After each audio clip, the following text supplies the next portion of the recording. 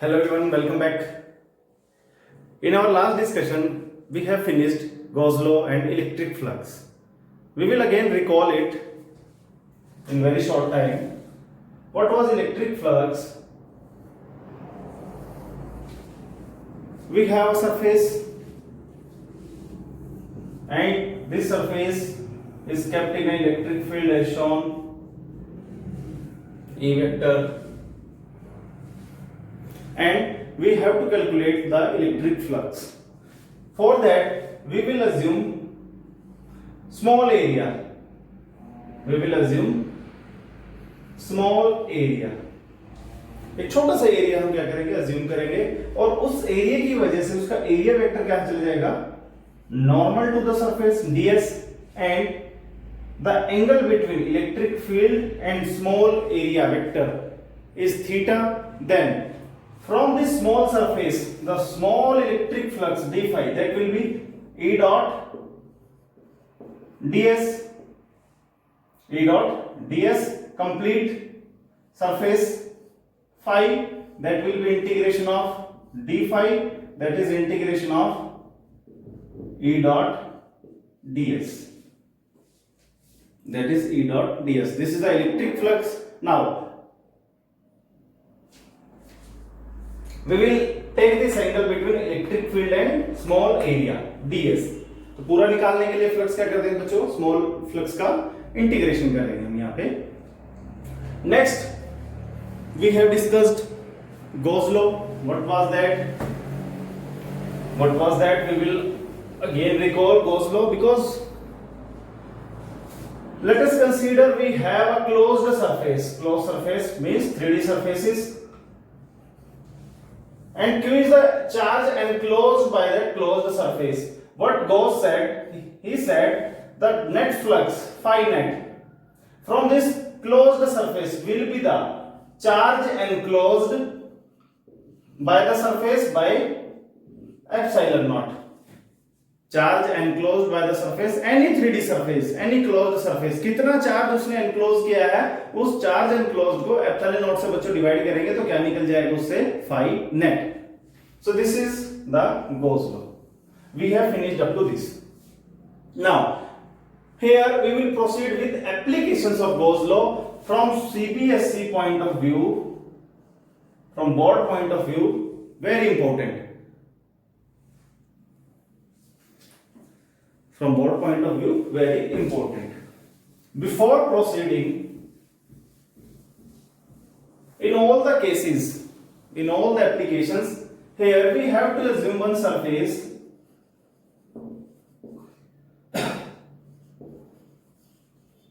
that is Gaussian surface.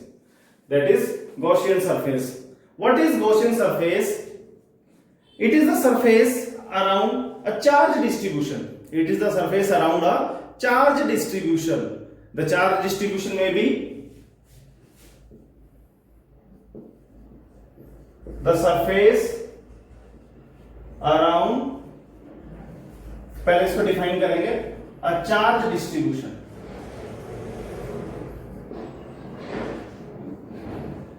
Charge distribution बच्चों point charge भी हो सकता है, लाइन चार्ज भी हो सकता है, एरिया, वॉल्यूम, कोई भी चार्ज डिस्ट्रीब्यूशन हो सकता है बच्चों.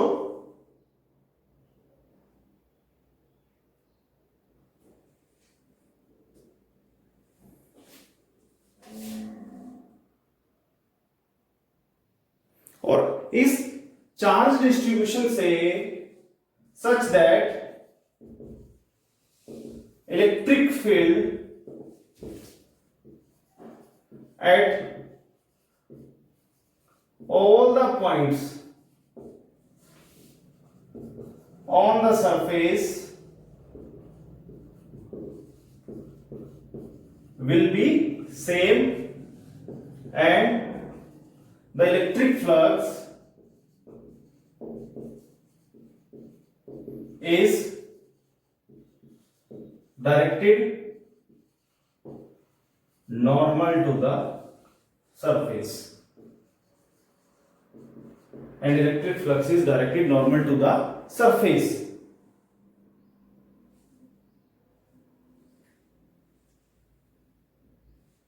यहां तक उतार लो आप पहले, फिर इसको समझते हैं गॉसियन सरफेस होता क्या है।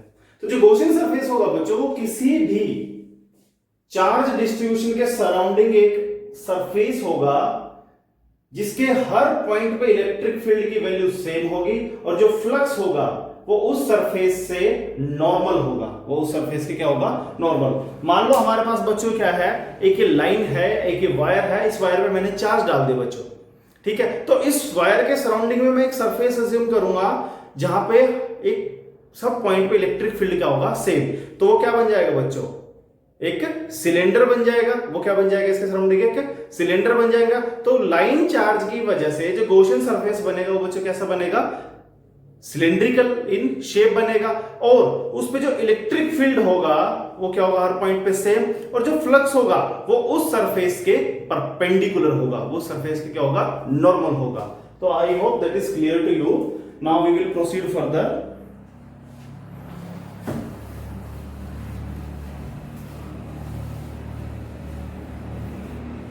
Now, here some important thing you have to keep in your mind that the Gaussian surface always be symmetric about the charge or charge distribution. सबसे पहली बात, जब भी हम Gaussian surface बनाएंगे वो कैसा होगा, symmetric,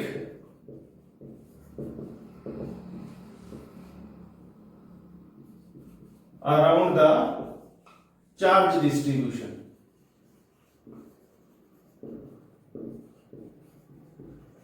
तो कैसा होगा बच्चों, सिमेट्रिक होगा। मान लो क्या हमारे पास एक लाइन चार्ज है, एक वायर है, उसके ऊपर हमने चार्ज डाल दिया, तो उसके सराउंड जो गॉसियन सरफेस बनेगा बच्चों, वो मैंने आपको बताया सिलेंड्रिकल इन नेचर होगा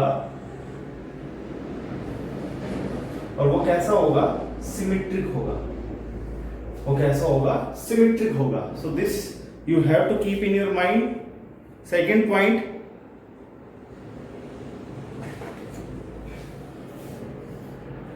इलेक्ट्रिक फील्ड, वो मैंने स्टेटमेंट में भी लिखवाया है आपको, electric field at all the points will be same, constant, equal। सभी पॉइंट्स पे क्या होगा, मीनिंग क्या है, यहां पे भी इलेक्ट्रिक फील्ड बच्चों E होगा, यहां पे भी E, यहां पे भी E, यहां पे भी, हर पॉइंट पे इलेक्ट्रिक फील्ड क्या होगा बच्चों, गॉसियन सरफेस के E होगा। हर पॉइंट पे इलेक्ट्रिक फील्ड क्या होगा, E होगा। थर्ड पॉइंट,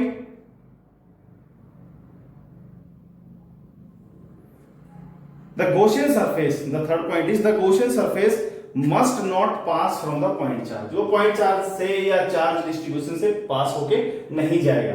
थर्ड पॉइंट,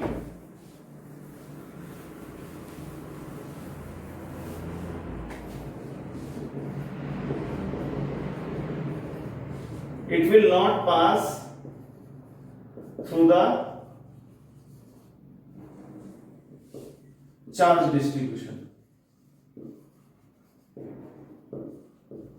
ये चार्ज डिस्ट्रीब्यूशन से पास होके नहीं जाएगा। मान लो सेम केस हम अज्यूम करेंगे लाइन चार्ज है, तो जो गॉसियन सरफेस होगा बच्चों को इसको एनक्लोज करेगा। वो अगर मैं बोल दूं कि ये मेरा गॉसियन सरफेस हो गया सिलेंड्रिकल, तो ये रॉन्ग है। क्यों? क्योंकि मैंने क्या किया है, जो गॉसियन सरफेस बनाया है उसने क्या कर दिया है, इसको अपने अंदर ले लिया है। वो मीनिंग क्या है, वो उसके अंदर से पास होके चला गया Gaussian surface, but it should enclose, it should enclose. Gaussian surface will enclose the charge, but the line charge और वॉल्यूम चार्ज और सरफेस चार्ज और point charge will not pass through the Gaussian surface. So note it down. Okay,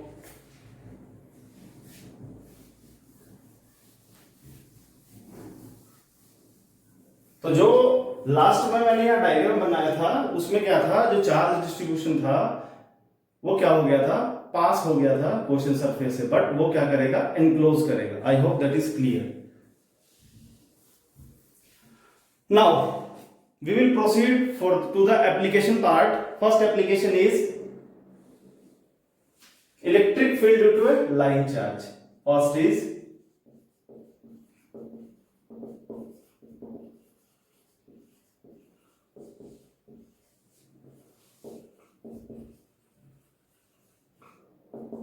due to a line charge, electric field due to line charge. अब बच्चों line charge क्या है उसको समझते हैं। मान लो हमारे पास क्या है, और जो लाइन चार्ज होगा वो इनफिनाइट होगा, इनफिनाइट। मान लो आपके पास क्या है, कोई थिन एक बिल्कुल पतला सा वायर है, इनफिनाइट लॉन्ग, बहुत लंबा वायर है, उसे हम बोलेंगे लाइन चार्ज। उसके ऊपर आपने क्यू चार्ज को यूनिफॉर्म डिस्ट्रीब्यूट कर दिया है, ठीक है। तो उसका हम डायग्राम बना देते हैं। मान लो हमारे पास क्या है बच्चों, let us consider we have infinite long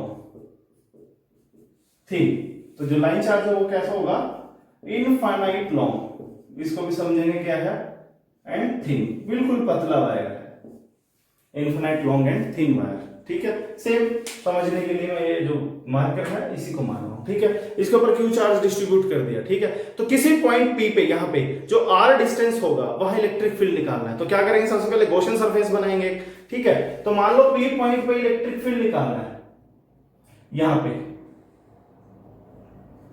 कितना डिस्टेंस पे है ये पी, आर डिस्टेंस पे है, क्लियर। तो सबसे पहले हम क्या करेंगे, पी को एनक्लोज करते हुए, इस लाइन चार्ज को एनक्लोज करते हुए दोनों साइड सिमेट्रिक गॉसियन सरफेस बना देंगे।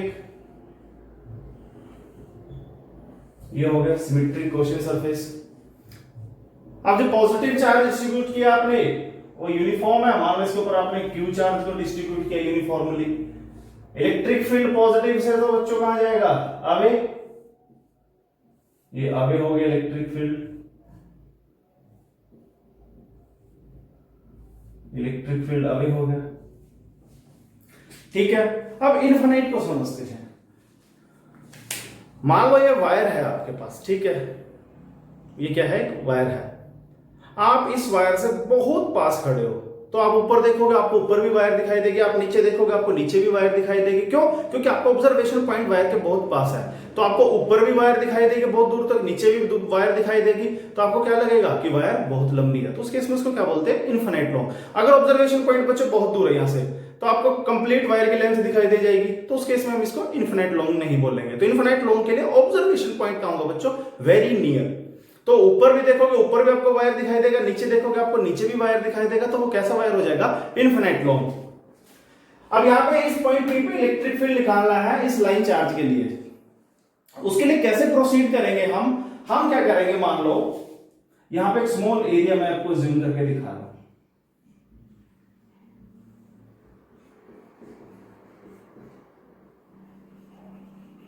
स्मॉल एरिया को मैंने शेयर कर दिया है बच्चे, यहाँ पे स्मॉल एरिया है, ठीक है, स्मॉल एरिया है। अब किसी भी, ये मान लो एक सिलेंडर हो गया, इसके अंदर से जूम करो बच्चों, पतला सा वायर गया हुआ है, ठीक है।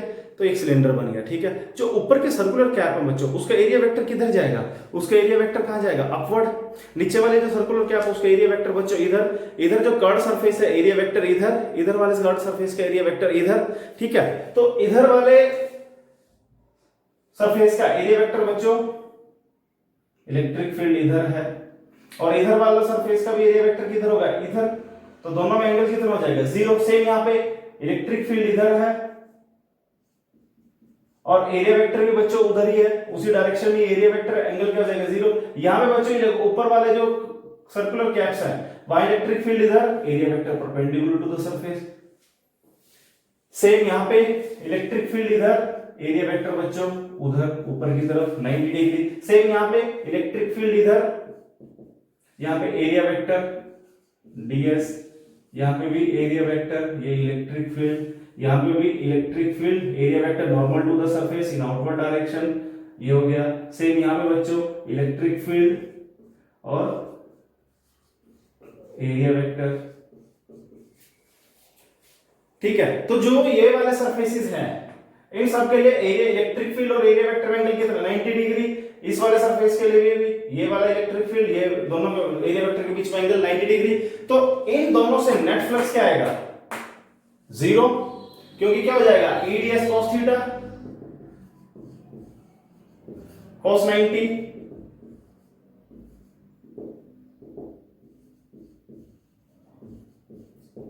0। तो हम क्या करेंगे, इस सर्कुलर कैप के लिए, इस सर्कुलर कैप के लिए कोई भी फ्लक्स डेरिवेशन में नहीं दिखाएंगे, instead of making the derivation lengthy.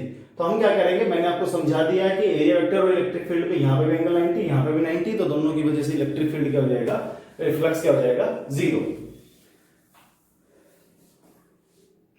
अब सिर्फ फ्लक्स निकल कहां से रहा बच्चों, सिर्फ इन कर्व्ड सरफेसेस से फ्लक्स निकल रहा है, electric flux in curved surfaces से निकल रहा है। तो किसी भी पॉइंट पे इलेक्ट्रिक फील्ड रेडियली आउटवर्ड और एरिया वेक्टर उसी के डायरेक्शन में चला जाएगा, उसी के पैरेलल होगा, तो दोनों के बीच में एंगल क्या हो जाएगा, 0 डिग्री। तो यहां पे इलेक्ट्रिक फील्ड इधर है और डीएस की भी डायरेक्शन यही है बच्चों, ये डीएस है, डीएस की भी डायरेक्शन इधर है, इलेक्ट्रिक फील्ड की भी इधर है। सेम अगर यहां पे मान लो स्मॉल एरिया एलिमेंट, तो इलेक्ट्रिक फील्ड भी इधर और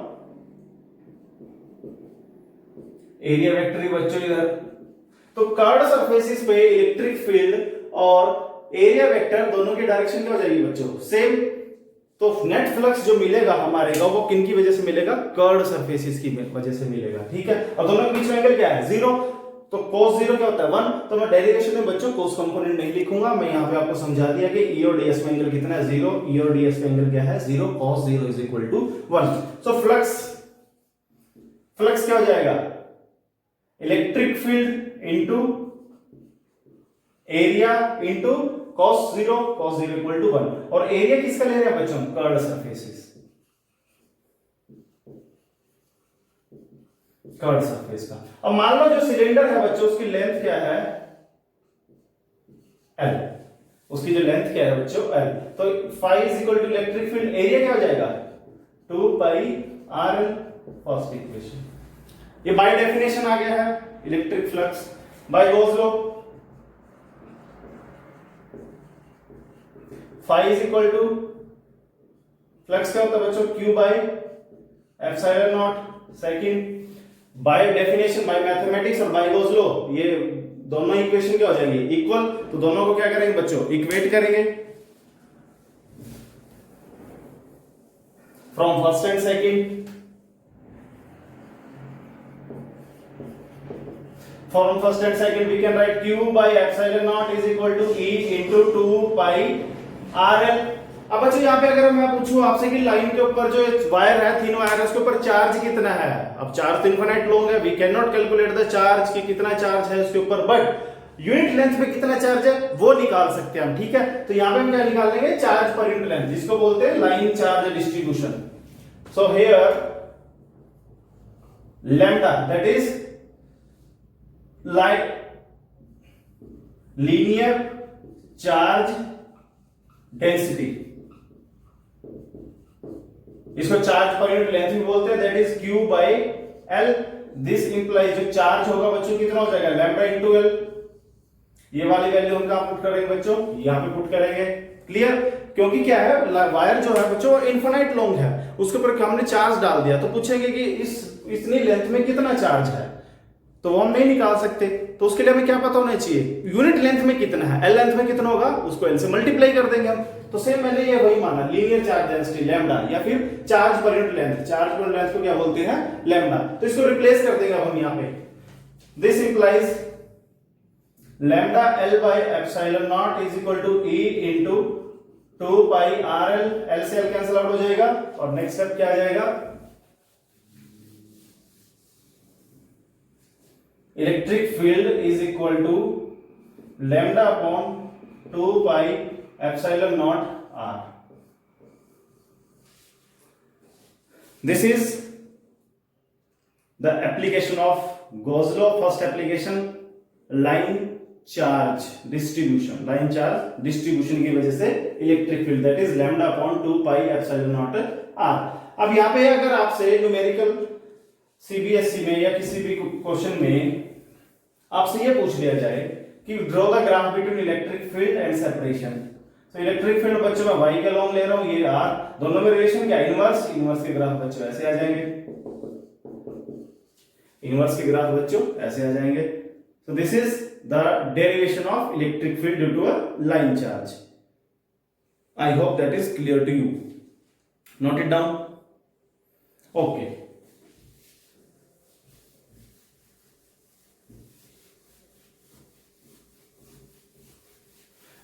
Second application, again important, electric field due to a infinite plane sheet of charge.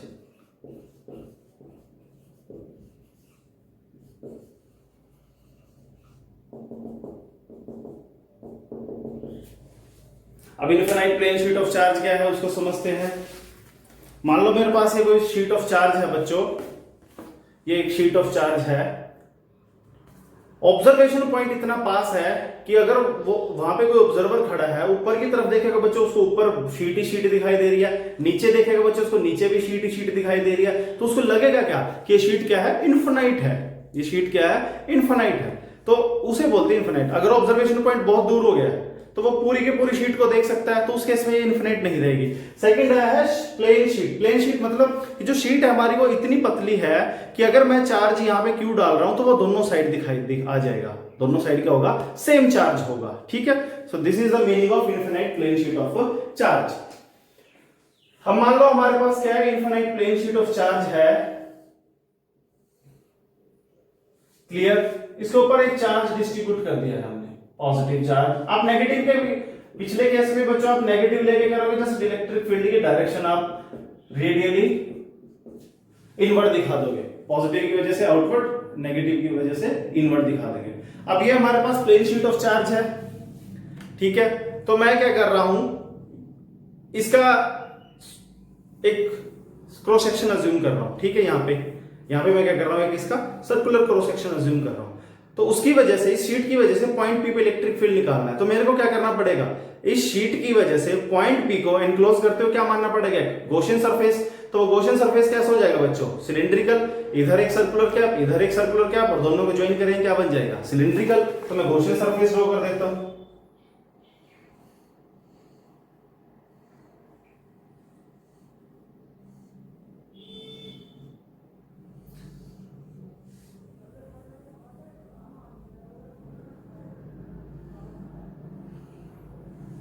मान लो पॉइंट पी पे आपको इलेक्ट्रिक फील्ड निकालना था, और जो पी पॉइंट है वो आर डिस्टेंस पे है। वो कहां है, आर डिस्टेंस पे है। और इन सर्कुलर कैप्स का एरिया है बच्चों ए।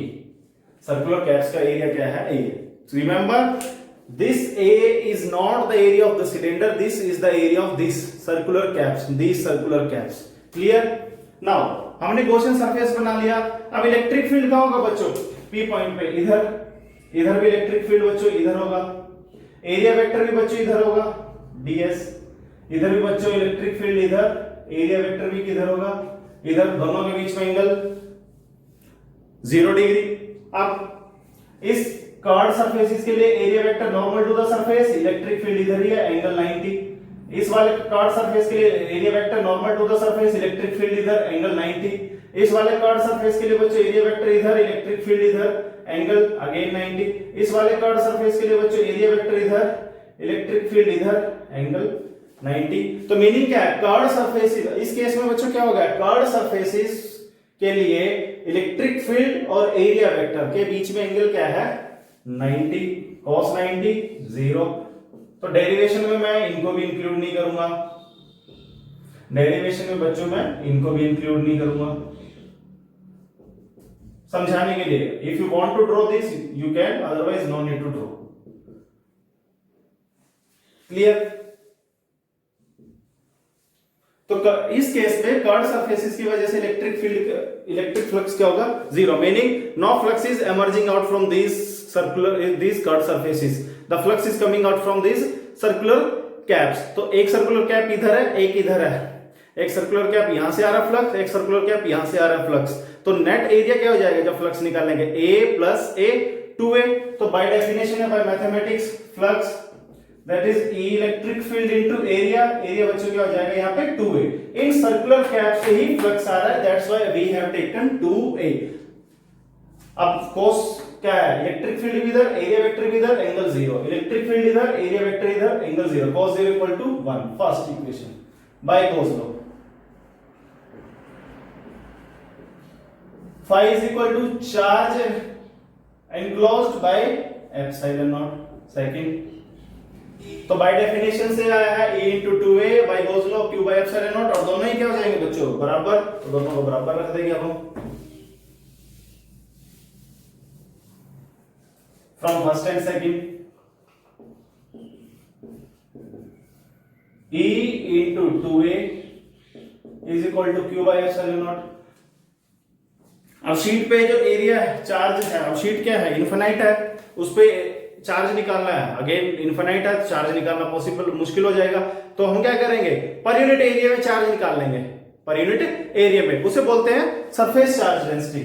तो here sigma surface charge density that is charge divided by area, this implies q is equal to sigma a, कि यूनिट एरिया में कितना चार्ज है वो कैलकुलेट करेंगे हम यहां पे पुट कर देंगे इसको।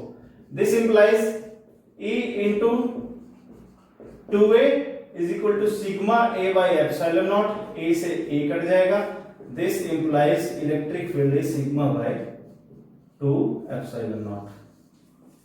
ऑब्जर्वेशन पॉइंट पे डिपेंड नहीं कर रहा बच्चों इनफिनाइट प्लेन शीट के लिए, जस्ट किस पे डिपेंड कर रहा है सिग्मा पे और मीडियम पे, सिग्मा पे और medium, sigma means unit area में कितना चार्ज है, एप्सिलॉन नॉट मीडियम, इन दो फैक्टर्स पे डिपेंड करेगा, पॉइंट ऑफ ऑब्जर्वेशन पे डिपेंड ही नहीं करेगा।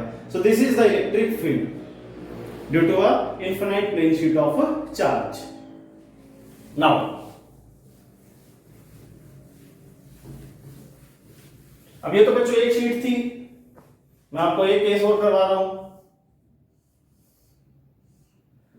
ये positive positive positive,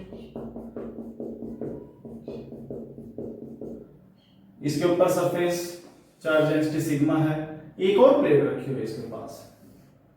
Such kind of questions may also be there in your board exams।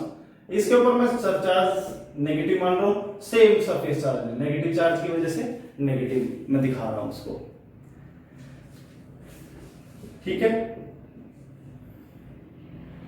एक पॉइंट यहां है, one is there and third point is there. Find electric field at this point, find E1, E2, E3। कैसे करेंगे, ठीक है।